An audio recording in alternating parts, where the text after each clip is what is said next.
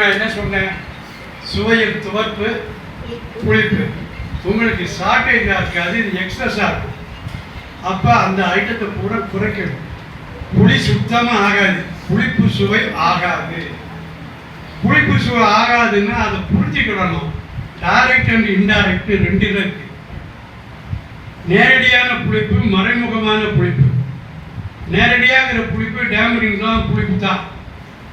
தோசை மாவு, இட்லி புளிப்பு, அது மறைமுக புளிப்பு. ஏன்னா அதை புளிக்க வைக்காம சாப்பிட முடியாது.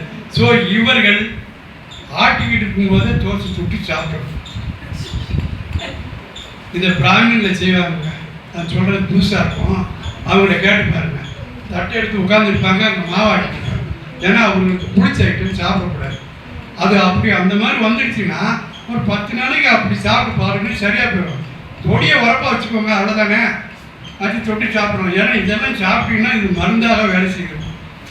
அடுத்து மேலே போடுறதுக்கு வாதிக்கு வெண்டைக்காய் காம்போடு அரைக்கணும். கோதுமை தவிடு இல்லைன்னா கோதுமை மாவு தான் ரைட்டு, தவிடு வேண்டாம்.